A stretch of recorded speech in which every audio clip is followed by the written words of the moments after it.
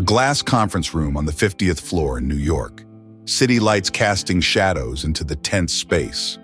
The young female CEO sat at the head of the table, facing her own brother and uncle, eyes like sharp knives. A bodyguard they hired lunged toward her, hand reaching for her chair. Me, Ethan, 42 years old, single dad, former SEAL, hired as temporary security. I stepped forward, eyes like steel, voice low and firm. Try me. The entire room went silent before chaos erupted. I'm Ethan Cole, 42 years old, single dad from Brooklyn, former SEAL Team 6 operator, retired after my wife died in a car accident 3 years ago. Left me alone with our daughter, left me searching for purpose beyond missions and medals. 3 things define me now. Solid muscular build from years of military training, salt and pepper hair that makes me look older than I am, and a faded scar on my left cheek from a mission in Afghanistan that went wrong. A reminder of what I survived, what I lost. My 13-year-old daughter, Maya, she's the reason I'm still standing, the reason I get up every morning, the reason I keep fighting when everything feels pointless. Small apartment in Brooklyn, 2 bedrooms barely big enough, walls covered with Maya's posters of tropical islands she dreams of visiting. Corner desk piled with her math workbooks. She's brilliant, top of her class, wants to be an engineer someday. Our nightly routine never changes. Before bed, I teach Maya a few self-defense moves, basic strikes, how to escape a grab, how to stay aware, how to survive. Things every girl should know, things her mother never got the chance to learn. Through a friend's recommendation, I took a job as temporary security for Isabella Rossi, 34 years old, Italian-American, CEO of Rossi Industries, family business her grandfather built from nothing, now worth hundreds of millions, but family turning against her. Wanting control, wanting her gone. The introductory dinner was tense. I stood in the corner, watching, reading body language, seeing the cold stares from her own relatives. Her brother Marco, her uncle Vincent, waiting for their chance, planning her downfall. I could see it clearly.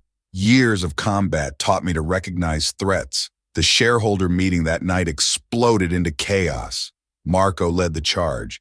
Group of board members demanding Isabella's resignation. Uncle Vincent brought lawyers, brought hired muscle, brought pressure. When a bodyguard moved to force Isabella to sign resignation papers, I stepped forward, voice calm, steady, dangerous. Try me. He froze. Recognized something in my eyes. Experience, training, willingness. Symbolic object number 1, my silver SEAL Trident badge, kept in my wallet, old, worn, but still gleaming, still meaningful. Reminder of who I was, who I still am when needed. The real person mark of Act 1, a pizza receipt for $9.99, saved for Maya, her favorite pepperoni. Didn't get to use it because I got called in for emergency shift. Still in my pocket, reminder of what matters, who I'm really protecting. That night after the meeting, Isabella looked at me differently, not as hired help, as someone who actually stood up, actually stayed. Thank you, she said quietly, voice shaking slightly. My own family wants me gone.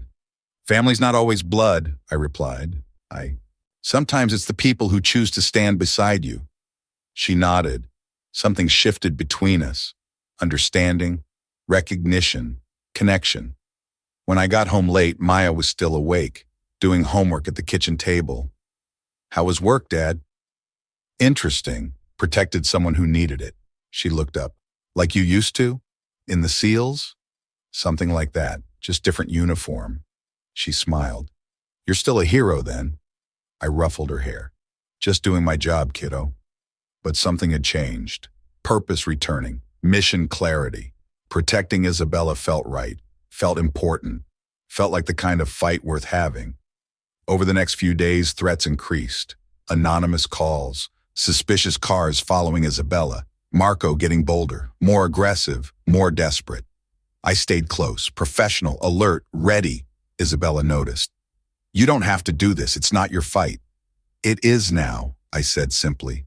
I don't abandon posts. She studied me. SEAL code?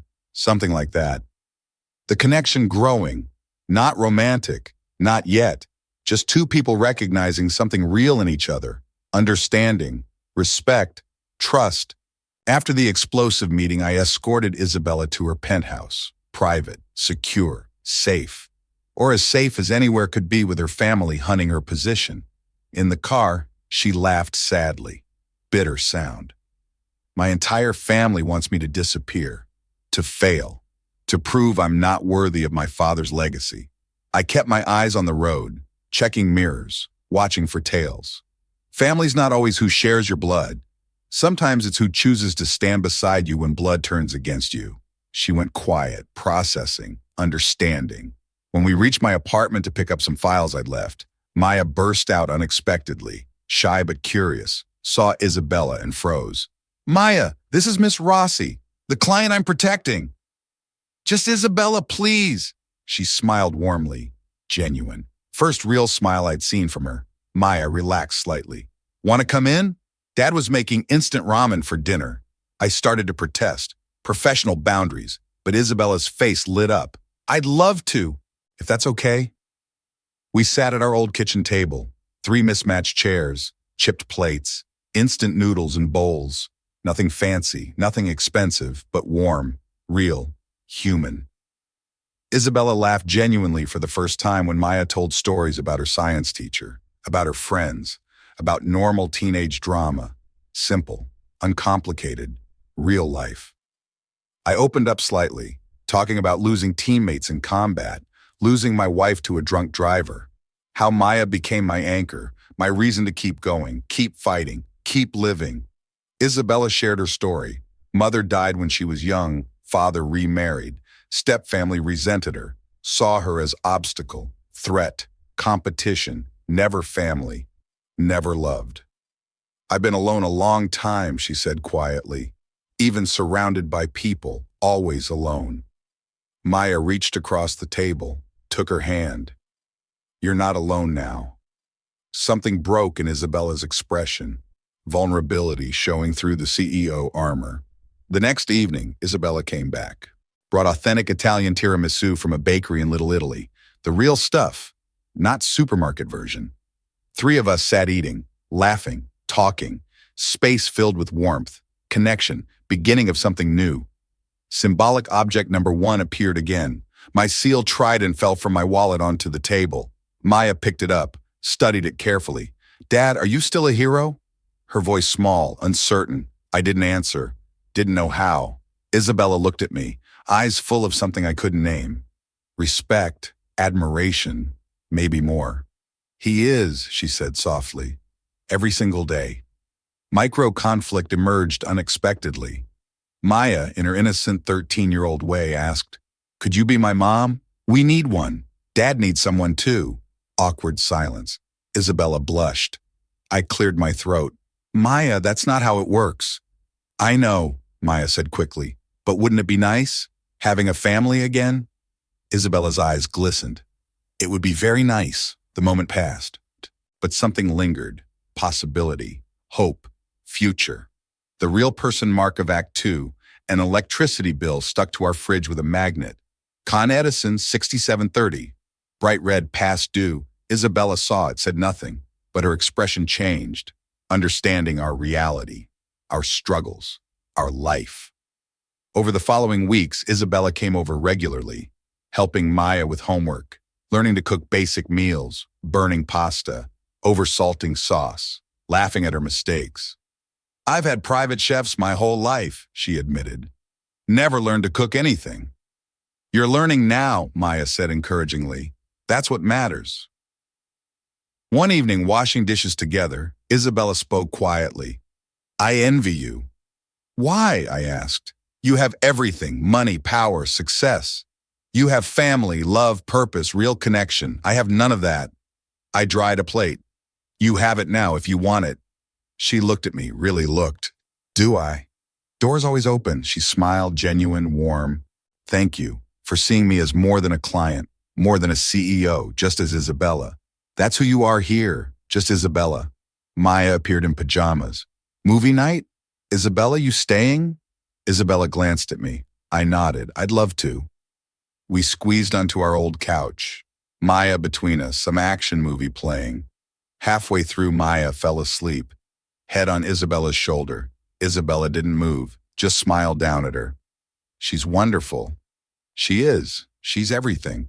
You're a good father, Ethan. Really good. Trying my best, that's all any of us can do. Your best is pretty extraordinary.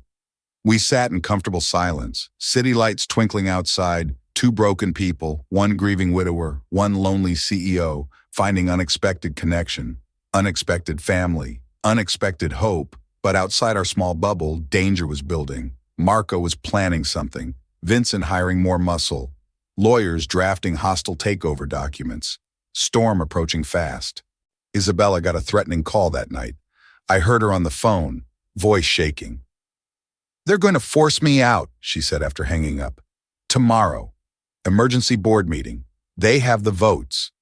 "Then we fight," I said simply. "That's what we do." "We? You're not alone anymore, remember?" She hugged me suddenly, tight, desperate.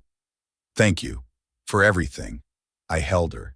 That's what family does. The board convened emergency closed-door session, top-floor conference room, glass walls, nowhere to hide, nowhere to run, designed for intimidation, for power plays, for breaking people.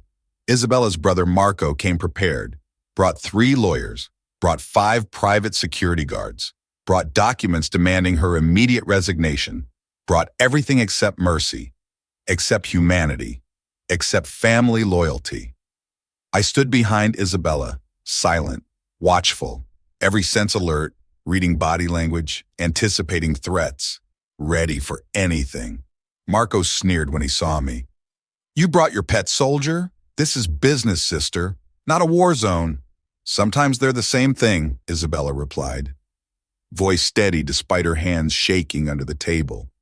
Uncle Vincent spread papers across the conference table. Resignation documents, stock transfers, severance packages, all designed to strip Isabella of everything, everything her grandfather built, everything she fought to protect. "Sign these," Vincent demanded. "Walk away with some dignity, some money, some respect." "Or," Isabella asked quietly, "or we remove you by force, prove incompetence, mental instability, whatever it takes." One of Marco's hired bodyguards, big guy, overconfident, stepped toward Isabella, aggressive posture, intimidation tactic, trying to scare her into compliance. "Let me help you understand the situation," he said, voice dripping with condescension. I moved, one step, placed myself between him and Isabella, eyes locked on his. "Try me." He hesitated, recognized something. Training, experience, danger. "This is none of your business, soldier boy," Marco spat. "Family matter." "She is family," I said calmly. "You're just blood relatives. Big difference." The room tensed, energy shifting, violence hanging in the air like electricity before a storm. Marco laughed mockingly. "You're protecting her? An unemployed soldier playing bodyguard? You think you're still a hero?" Isabella stood abruptly. "He sees what you never did, that I've kept this company from collapsing, that I've grown revenue 30%, that I actually care about our employees, about our legacy." "You care about power," Vincent shot back, "about control, just like your father." "No," Isabella said firmly. "I care about doing what's right, something you've forgotten." Tension reached breaking point when Uncle Vincent swept all the documents off the table violently, papers flying everywhere. "You're not worthy of this position. You never were." He reached for Isabella, grabbed her arm roughly. "You're going to sign those papers now." I moved instantly, instinct, training, protection, grabbed his wrist, applied precise pressure to the nerve cluster, military technique. He released Isabella immediately, gasping in pain. "Hands off," I said quietly, voice dangerous. Voice, "I won't warn you again." Marco's security guards moved forward. 5 against 1. They thought they had advantage. They were wrong. First guy swung, clumsy, telegraphed. I blocked, redirected, used his momentum, hip throw. He crashed into the table. Second guy tried to grapple. Big mistake. SEAL close quarters combat training kicked in. Elbow strike, knee to solar plexus. He went down hard. Third and fourth came together. Smart. I used the confined space, forced them into each other, confused their attack, took them down methodically, efficiently, non-lethally but decisively. Fifth guy, the smart one, backed away, hands up. I'm not getting paid enough for this. The entire conference room went dead silent. Papers scattered everywhere. Guards groaning on the floor, Marco and Vincent staring in shock. Isabella stood shaking, not from fear, from rage, from years of suppressed anger finally breaking free. I built this company back from near bankruptcy after Dad died, she said, voice rising, strong, clear. I saved 300 jobs. I modernized operations. I actually care about the people who work here. What have you done? Plot, scheme, try to steal what you didn't earn. Marco's face went red. You think you won? We have lawyers, shareholders, votes. I don't care about votes, Isabella declared. I care about what's right. She turned to me, eyes glistening. Thank you for believing in me when my own blood didn't. I pulled something from my pocket, handed it to her. Symbolic object number 2. A leather bracelet Maya had made in school. Simple, hand-woven, brown leather strips. She'd given it to me for courage, for strength, for remembering what mattered. Maya wanted you to have this, I said softly. She said it's for when you need to remember you're not alone. Isabella took it, hands trembling, tied it around her wrist, clutched it like a lifeline. The climax hit, decision point. Isabella looked at the resignation papers, at her brother's face, at Vincent's anger, at everything being demanded. If I lose this position, she said clearly, I lose it standing for what's right, not cowering to bullies, not betraying my principles, not abandoning the people who depend on this company. She ripped up the resignation papers, slowly, deliberately, let the pieces fall like snow. Get out of my building. You're fired from the board, both of you. I'll see you in court. Marco exploded. You can't do this. We're family. No, Isabella said quietly, power in her calm. Ethan and Maya are family. You're just relatives who forgot what family means. Security, real building security, appeared, escorted Marco and Vincent out, their hired muscle limping behind them. Isabella collapsed into a chair, adrenaline fading, reality hitting. I probably just destroyed everything. I knelt beside her. You just saved everything that matters. Did I? Your integrity, your values, your soul. Yeah, you saved what counts. She looked at the bracelet on her wrist. Tell Maya thank you. Tell her it worked. Tell her yourself. She'll be thrilled. Outside the glass walls, New York City glittered. Indifferent, eternal, beautiful. Inside, a woman found her strength, found her voice, found her family. After the confrontation, everything shifted fundamentally in Isabella's world. She couldn't go back to her penthouse, too exposed, too vulnerable. Marco knew where she lived, had access, could cause problems. I suggested she take the small rental apartment next to ours. 1 bedroom, basic, safe. She agreed immediately. I've lived in mansions my whole life, she said, looking around the modest space. Never been happier than now. Maya was thrilled, ran over constantly, knocking on Isabella's door, bringing cookies, homework questions, just wanting company. Isabella learned to cook, badly at first, burning pasta, setting off smoke alarms, but improving, learning, growing. One evening, the 3 of us made dinner together. Spaghetti, garlic bread, simple salad, nothing fancy, but filled with laughter, joy, connection. This is better than any 5-star restaurant, Isabella said, meaning it, really meaning it. Maya grinned. Because you made it yourself. Because we made it together. Exactly. I watched them, these 2, my daughter and this woman who had entered our lives unexpectedly, fitting together, healing each other, building something real. One afternoon, Maya suggested planting flowers on Isabella's small balcony, the corner that had been empty, forgotten, unused. We went to a garden center, bought sunflowers, bright, happy. reaching toward sun, planting them together, dirt under our nails, sun on our faces, Maya chattering excitedly, Isabella laughing, really laughing, free. My new home, Isabella said, looking at the planted flowers. At us. Our home. Maya hugged her spontaneously. You're like Mom. I know you're not, but you feel like family. Isabella's eyes filled with tears. You feel like family to me too, both of you. Challenges came.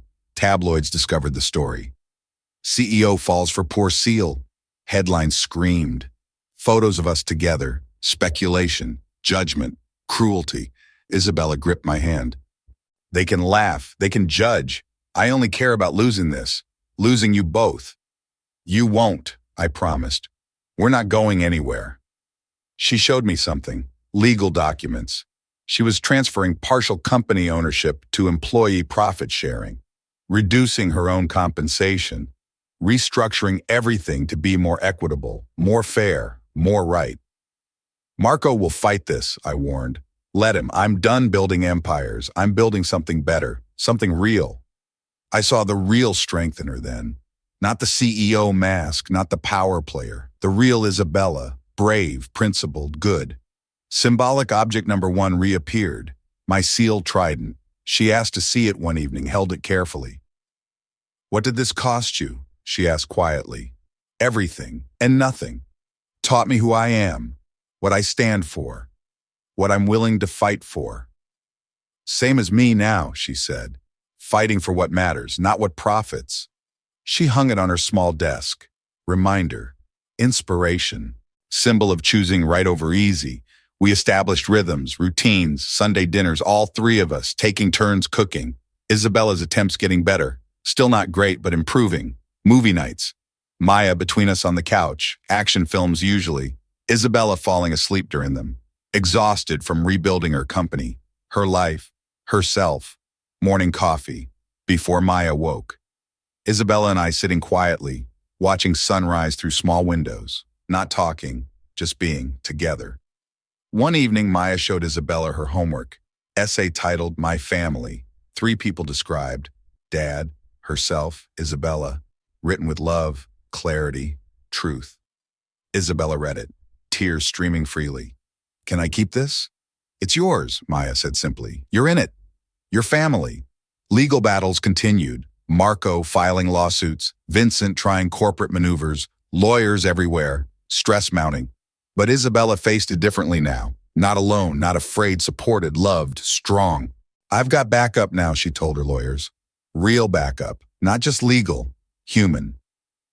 The sunflowers grew, tall, bright, reaching high, like us, like our little family, growing, reaching, blooming. One night late, Isabella knocked on my door. Couldn't sleep, nightmares about losing everything. We sat in my kitchen, 2 a.m. coffee brewing, quiet conversation. What if I lose it all? She asked. The company, the fight, everything? Then you start over, with us. You'll never have nothing. You have family now, she cried. Relief, release, understanding. I've never had that. Real family, people who stay. You have it now, always.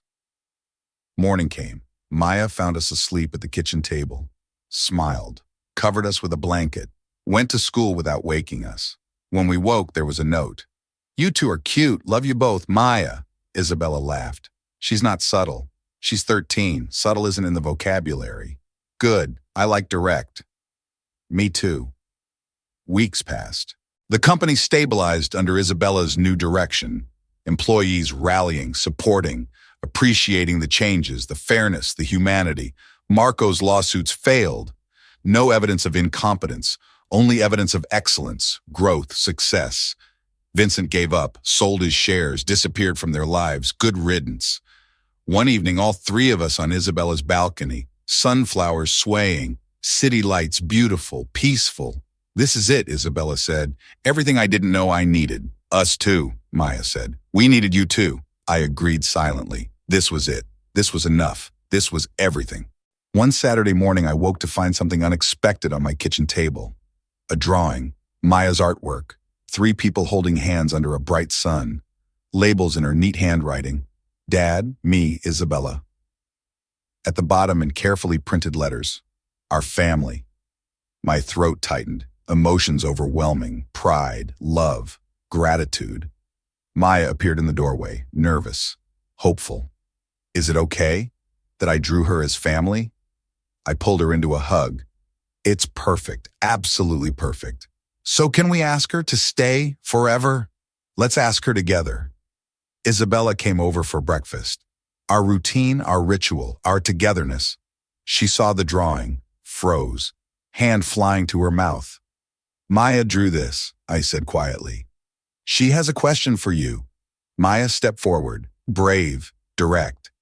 Will you be our family? Forever? Not just visiting, not just friends, real family? Isabella's eyes filled with tears. Are you sure? Both of you? We're sure, I said. If you want this, want us. There's room, always room. She nodded, unable to speak, just nodded, crying, happy.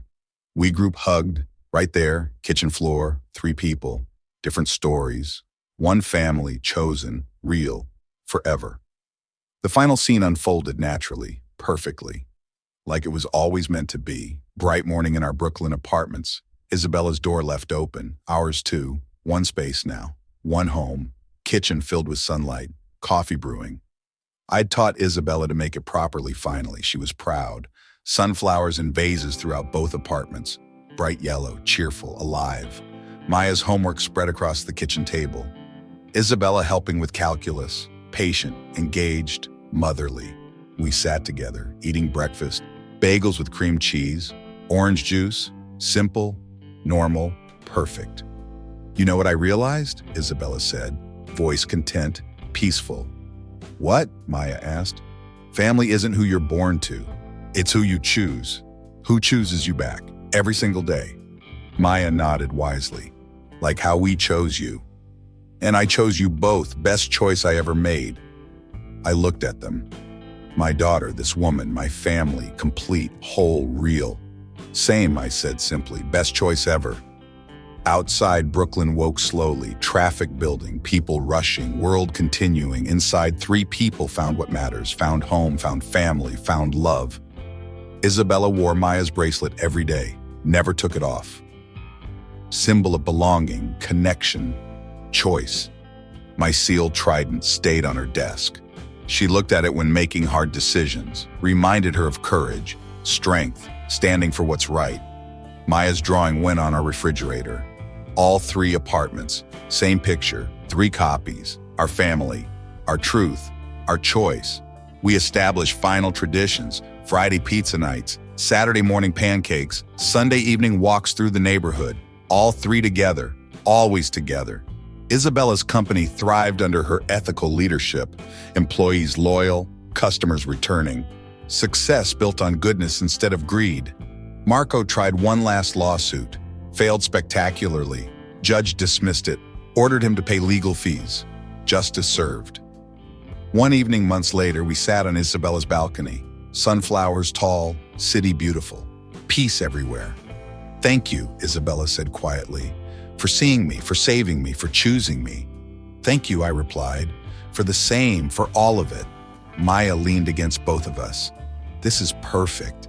This is home. She was right, this was home, not the building, not the apartments, us, together, choosing each other, every single day. Because family isn't about blood, about genetics, about obligation.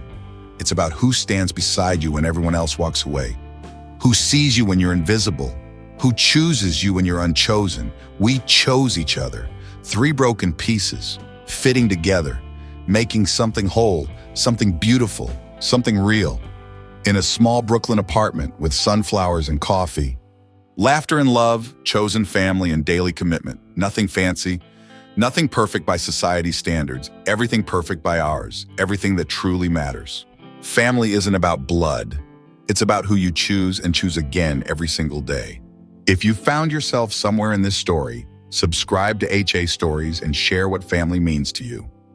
If you found yourself in this story, subscribe HA Stories